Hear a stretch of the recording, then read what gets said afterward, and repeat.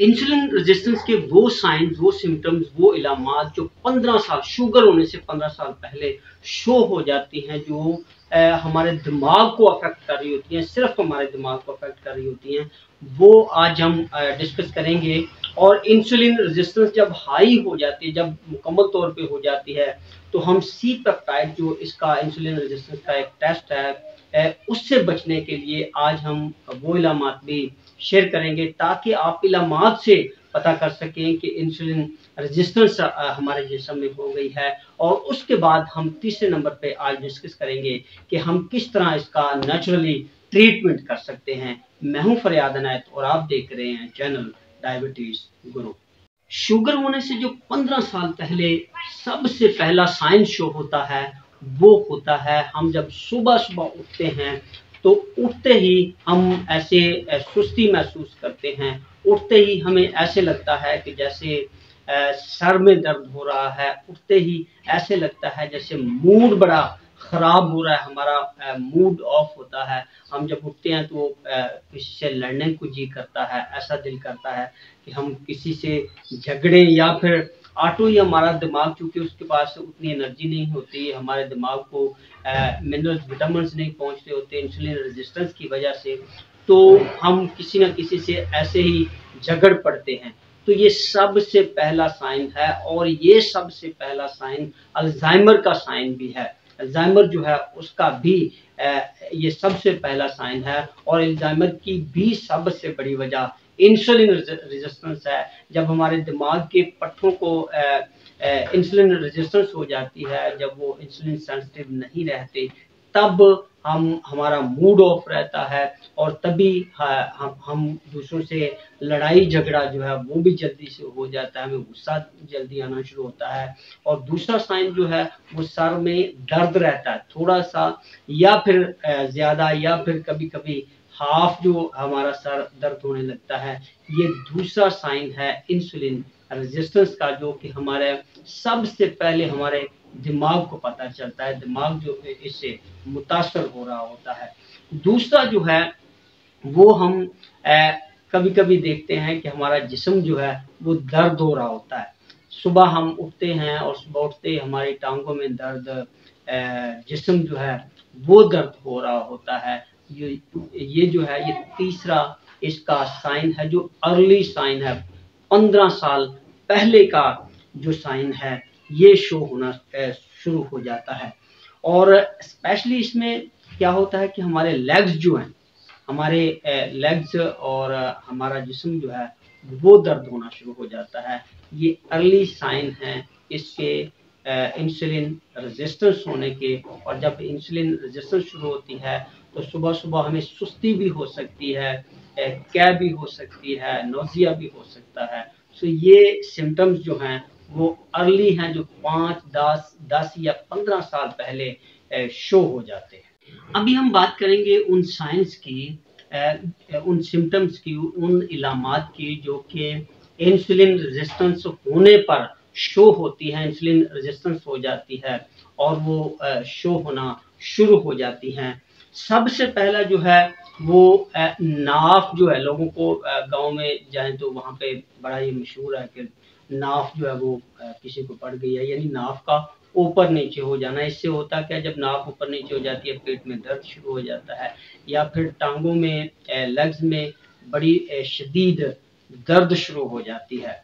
दूसरा साइन जो है हमारी जो गर्दन है, गर्दन या फिर अंडर आर्म्स जो है, यहाँ पे ब्लैक से वो ब्लैक ऐसे लगता है जैसे कोई मट्टी जमी हो हमारे जिस्म के ऊपर।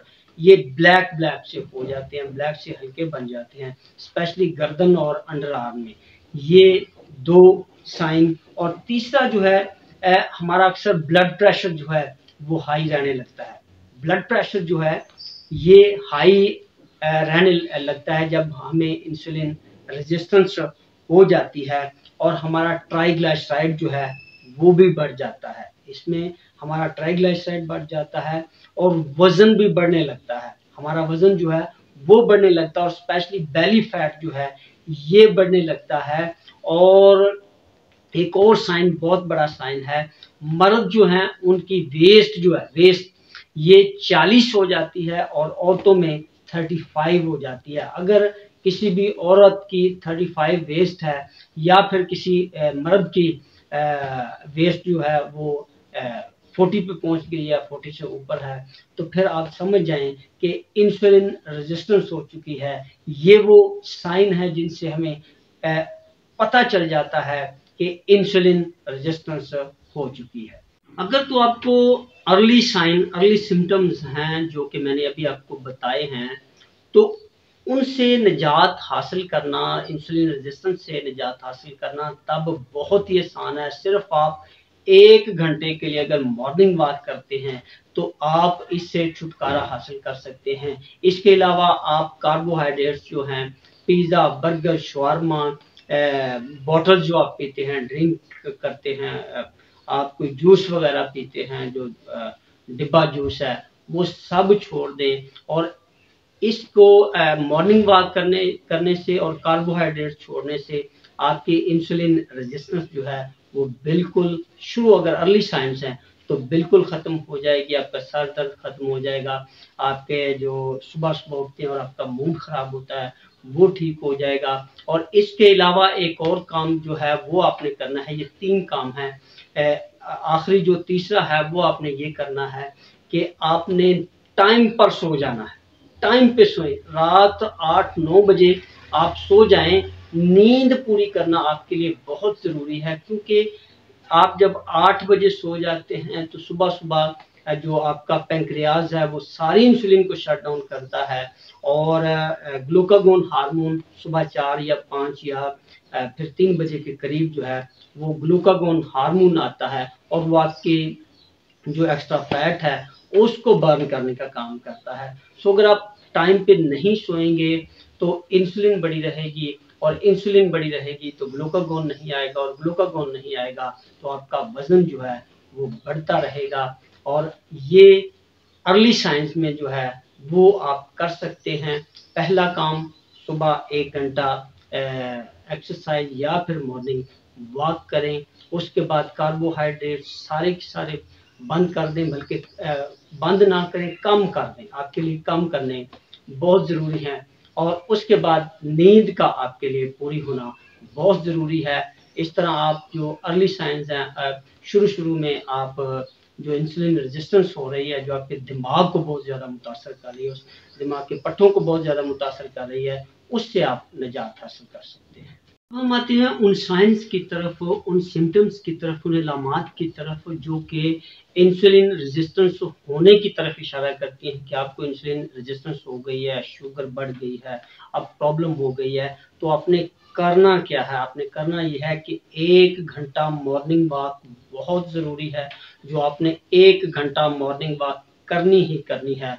और उसके बाद आपने पानी का इंटेक सही रखना है। पानी ज़रूर पिएँ, पानी ज़्यादा से ज़्यादा पिएँ और पानी का इंटेक सही होना चाहिए। आपकी बॉडी में से पानी कम नहीं होना चाहिए, क्योंकि गुर्दे जो हैं ये पानी के साथ मिलकर ही और जिगर भी पानी के साथ मिलकर ही उन बुरे मवाद को आपके पेशाब के थ्रू बाहर निकालते हैं। और पानी की कमी होगी तो गुर्दे आपके खून में से जो बुरी चीज़ें हैं जो आपको नुकसान देती हैं वो बाहर निकालने में नाकाम हो जाएंगी। इसलिए पानी का इंटेक बहुत ही ज़रूरी है। और इसके बाद नींद है, नींद बहुत ज़रूरी है आपके लिए। नींद मैंने पहले भी आपको पहले साइंस में बताया है। सो नींद आपके लिए बहुत ज़रूरी है। और कार्बोहाइड्रेट जो है वो 3 महीने के लिए बिल्कुल बंद कर दें।